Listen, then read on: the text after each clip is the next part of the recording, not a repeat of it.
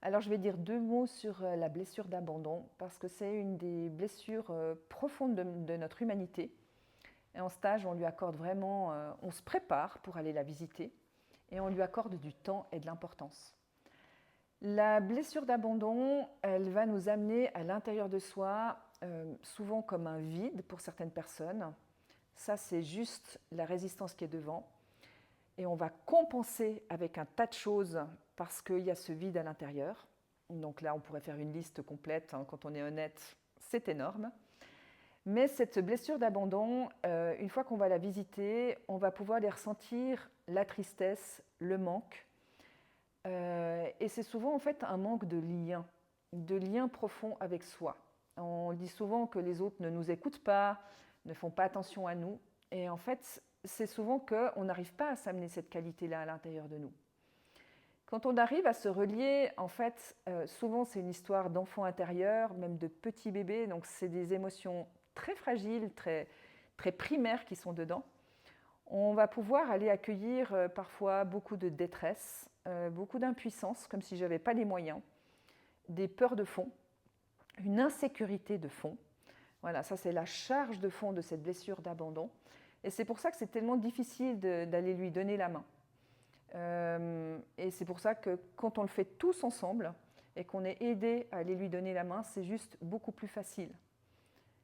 Ça sera ensuite, une fois qu'on a rencontré cette charge-là, puis qu'on décristallise un certain nombre de choses qui sont anesthésiées là depuis longtemps, comme si c'était au fond de la cave et qu'on ne voulait pas aller visiter ça, ben une fois que c'est reconnu et plus actualisé, c'est plus facile d'aller ensuite rencontrer les besoins qu'on a dans cette blessure-là. Et souvent, c'est des besoins de lien, de chaleur humaine, d'écoute, d'empathie. Voilà. Et on va beaucoup plus facilement pouvoir aller demander ces besoins au bon endroit.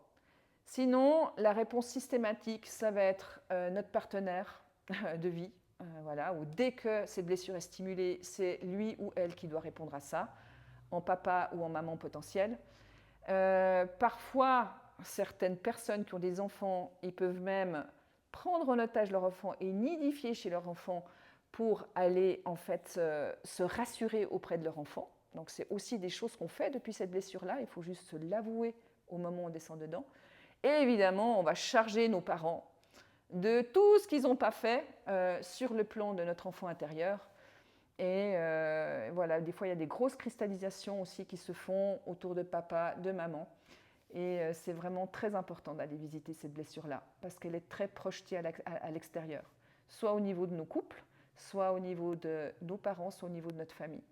Donc voilà, on vous encourage vraiment à faire ce travail-là, soit avec votre thérapeute que vous appréciez, avec qui vous pouvez le faire, parce que vous avez de la sécurité pour le faire. Mais en tout cas, dans les stages présence à soi, c'est vraiment une des blessures à laquelle on accorde beaucoup d'importance, parce qu'une fois qu'elle a été rencontrée, elle permet beaucoup de créativité, beaucoup d'abondance personnelle. Au lieu de s'abandonner, on va aller vers des formes de ressources à l'extérieur, parce qu'on peut le faire depuis l'intérieur. Donc vraiment, une grosse invitation à donner la main à cet espace-là, même s'il n'est pas simple et qu'il nous conduit à faire beaucoup de bêtises. On mange du chocolat, on fait de l'alcool, on prend de l'alcool, on va faire du shopping. Tellement de choses qui découlent de cette blessure-là. C'est vrai, on consomme beaucoup, mais il y a peut-être mieux à faire. Gros bisous, à bientôt.